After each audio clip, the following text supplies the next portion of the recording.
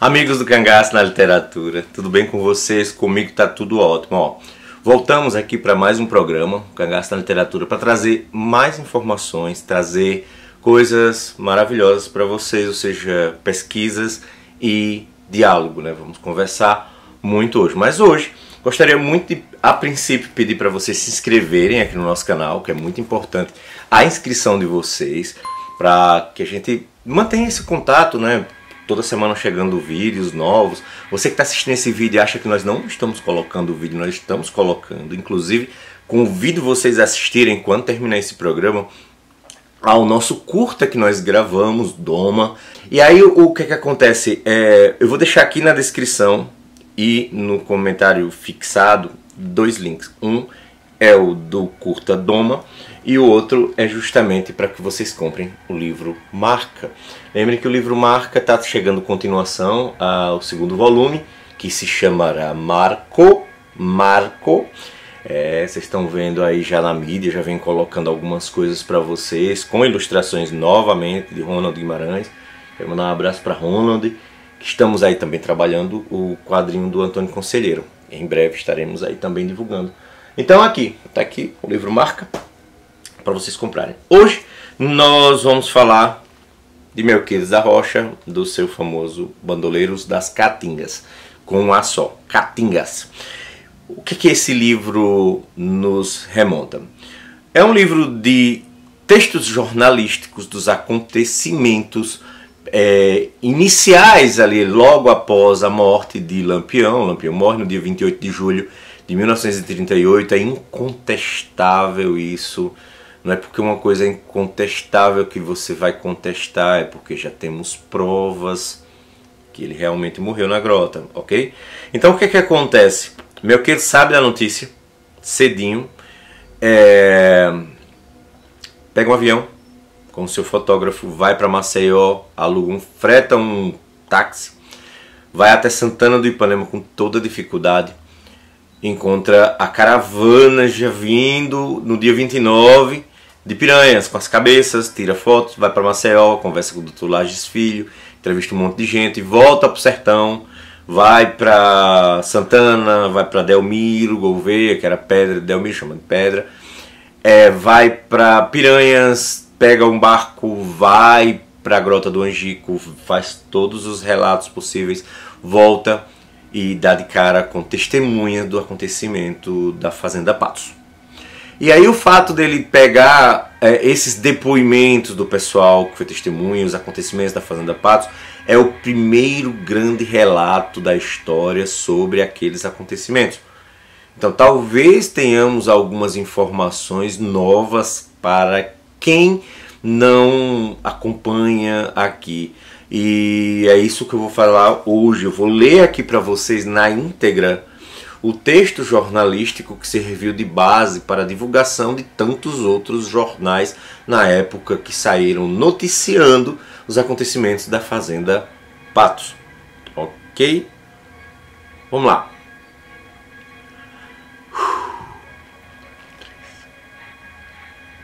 Da Vila de Pedra, onde fomos alvos de cativante gentileza por parte dos seus hospitaleiros. Deixa eu fazer uma posição aqui para pegar para iluminação melhor, viu? Aqui, porque eu sou ceguinho. Vice. Hospitaleiros habitantes, notadamente dos membros da família do já então primeiro tenente Ferreira de Melo, pois residia ele ali. Seguimos para Piranhas, após reparar as forças gastas na longa viagem que acabávamos de fazer, ou seja, de Maceió para Pedra de Delmiro, a hecatombe de Patos. 2 horas depois de termos deixado a Vila de Pedra, naquela manhã incomparável de agosto, início de agosto, gente, que o astro-rei, o sol, derramava os seus raios de fogo, bem poético, sobre o saudável solo sertanejo, um soberbo panorama descontinuou-se aos nossos olhos. Era Piranhas a banhar-se nas águas do majestoso São Francisco. Momentos depois daquele espetáculo encantador que ainda temos bem vivo na memória, batimos às portas da cidade que tanto se orgulha de ter hospedado o imperador Pedro II. Vocês sabiam disso? Por isso que o prédio que ficaram as cabeças na escadaria se chama Dom Pedro II. Eram precisamente 10 horas da manhã. Piranhas recebeu-nos de braços abertos, não obstante seus habitantes ainda sofrerem a penosa impressão do monstruoso crime registrado na Fazenda dos Patos. Poucos instantes após a nossa chegada àquela cidade são franciscana, entramos em contato com autoridades locais e com as testemunhas do tremendo e sangrento episódio. Depois de ligeiras palavras com as primeiras, ou seja, testemunhas, ouvimos as últimas. Destas, as primeiras a falar-nos foi o vaqueiro Manuel João da Costa, cunhado e primo do vaqueiro Domingos José Ventura. O infeliz morador da fazenda em questão, que com 5 membros de sua família sucumbiram à sanha selvagem de Corisco e seus terríveis asseclas. A matança. Ainda possuído de profundo horror e revolta, Manuel João narrou-nos o desenrolado, cruento drama que fora, sem exagero, verdadeiro festim da morte. Disse-me ele que Corisco chegara já à noite, fechada a Fazenda dos Patos. Eram mais ou menos 8 horas. A chegada dos bandoleiros ali foi, no dizer de João, um praguejar diabólico. A sede de vingança dos cangaceiros era infernal. A família do velho Ventura, já recolhida, dormindo, acordara, sobressaltada, assombrada mesmo. Que a desgraça com o seu manto negro e apavorante cobria inesperadamente a fazenda malfadada. Gritos de chacais famintos ecoaram no seio das caatingas, revelando assim a satânica intenção dos endiabrados caravaneiros da morte. As sombras da noite enegreceram ainda mais, adivinhando a hediondez do quadro que ia envolver. O momento era dos mais críticos. Aos sitiados inocentes desaparecerá naquele instante profundamente trágico qualquer esperança de fuga. Foi nesse momento então que Corisco, à frente do seu terrível grupo, testa franzida, vociferando, olhos lampejantes, invadiu a casa do fazendo, semeando terror entre os membros da família, escolhida para o grande sacrifício. E ordenou à mulher e à filha do velho Domingos: façam café para todo o pessoal. Em seguida, chamando a fala o velho vaqueiro e seu filho Manuel, Corisco deu ordem aos cabras que o levassem para trás do curral de pedra, gente. Isso foi feito imediatamente, sem qualquer gesto de resistência, sem o menor protesto por parte dos infelizes. Os 2 homens foram amarrados ali mesmo e arrastados para o terreiro. O sangrento drama ia começar. Lá no local escolhido para a chacina, Corisco, após dirigir pesados insultos às 2 vítimas, em defesa das quais atribui a autoria da denúncia que redundou no massacre de Angicos, gritou para os seus homens que já começavam a desembainhar seus facões. E Corisco deu a ordem: degolem esses bandidos. É fácil avaliar-se a expressão de amargura que se desenhou nas fisionomias dos desgraçados que iam ser imolados.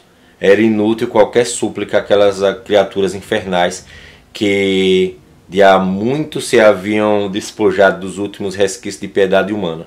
Os cangaceiros sorteados para carrascos apresentavam-se ensoarados para a empreitada macabra que deveria ser consumada instantes depois. Brilharam os instrumentos da morte, as lâminas afiadas dos facões de carreiros entraram em ação e 2 cabeças tombaram por terra, ensopando-as de sangue. Mais 2 cabeças. Não satisfeitos em sua insaciável sede de vingança, Corisco e seus desalmados companheiros tornaram-se a praguejar em altos brandos, amaldiçoando mundos e céus, e em seguida voltaram à casa da fazenda, onde os demais cangaceiros ficaram guardando os outros moradores. Ok, Isso é o que eu encontrei na internet Não! E em seguida voltaram à casa da fazenda onde os demais engraços ficarão guardados os moradores. Morada. Oxente, celular. O celular começou a conversar sozinho. Tá doido? Que desgraça. O manto negro do desespero envolveu aquelas pobres e infelizes pessoas ao verem de volta a figura sombria e apavorante do vingador, do rei do cangaço, cujo semblante revelava ainda ódio medonho. Momento depois, infelizmente, chegava a vez de dois outros filhos do vaqueiro, José, ainda solteiro, e Odom, já casado.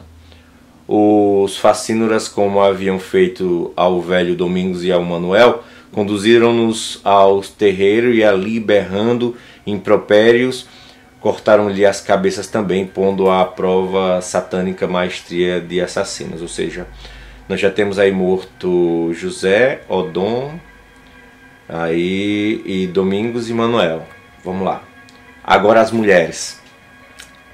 Gritou Corisco para a cabroeira sanguessedenta que já arrastava pelos cabelos a mulher e a filha do vaqueiro.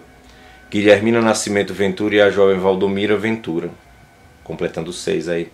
Vocês duas vão pagar a morte de Maria Bonita e Nedina, disse Corisco, atirando um olhar ameaçador às duas infelizes sertanejas.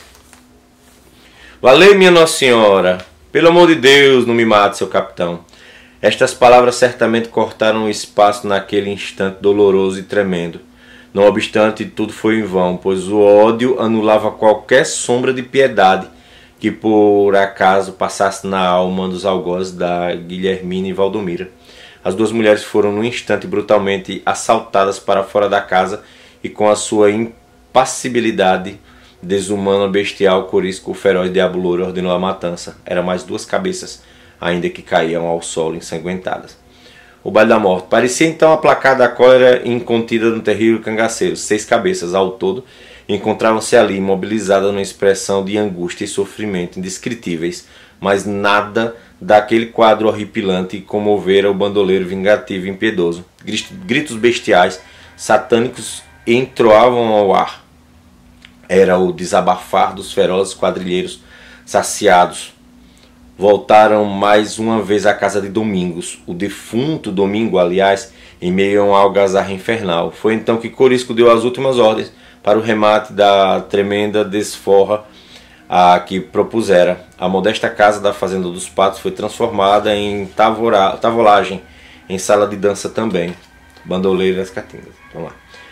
Como se diz naquelas paragens, exaltados pelo excesso de aguardente, porque cheio de cachaça, entregaram-se os cangaceiros a desenfreadas manifestações de contentamento, dançando e cantando como se estivessem num pagode de verdade.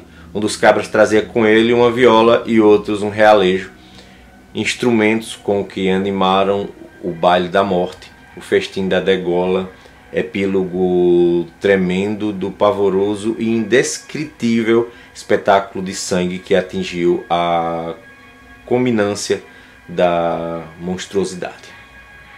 O presente macabro acabando.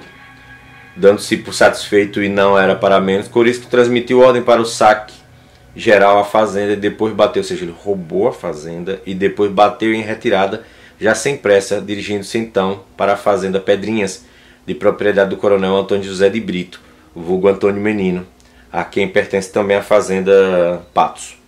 Ali Corisco redigiu um bilhete insinuoso para o tenente João Bezerra, enviando-lhe nessa ocasião as cabeças de suas vítimas, fazendo entrega do referido escrito ao portador do presente macabro, que foi o velho João Crispim de Moraes. Corisco disse-lhe: vá entregar isto ao tenente Bezerra, diga a ele que faça uma fritada. Na falta dele, entregue ao prefeito João Correia de Brito. Os cangaceiros que visitaram a fazenda dos Patos deixaram vivos ali 3 outros filhos do vaqueiro Domingo, Antônio, Silvino e Carmelita, de 12, 10 e 11 anos respectivamente. E ao despedir-se do portador do Ruiva Encomenda,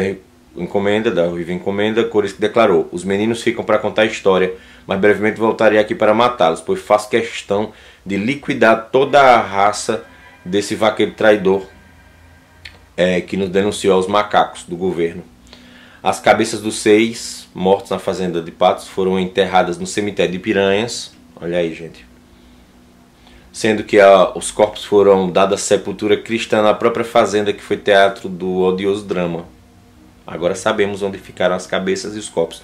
Dizem que pegaram as cabeças depois e os corpos e levaram para Entremontes. O vaqueiro Domingos, homem trabalhador e morigerado, tinha ainda uma filha que morava na companhia da família do coronel Antônio Menino.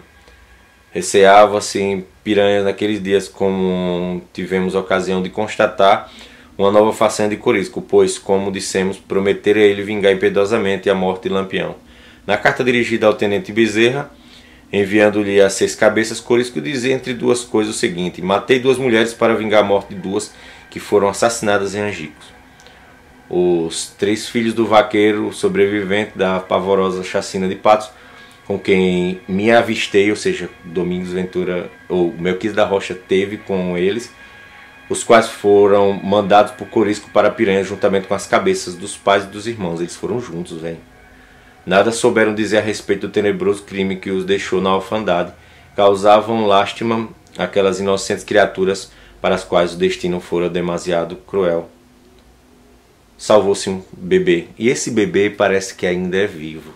Odom Ventura, como dissemos, era casado. Sua mulher, que se encontrava na fazenda assaltada, foi entretanto perdoada também pelos cangaceiros em virtude. Ou seja, olha quanta gente, muita gente sobreviveu. Morreram 6 e outras pessoas sobreviveram. A ter dado à luz naqueles dias, salvou-a certamente o seu bebê.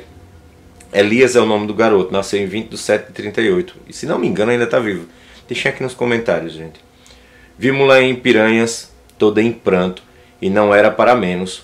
Só Deus sabe o drama doloroso que se desenrolava no íntimo daquela jovem mãe sertaneja. Maria da Glória Ventura é o nome da infeliz nora do defunto vaqueiro da fazenda dos Patos. Tá aí, Kenny, Alex. Tá aqui.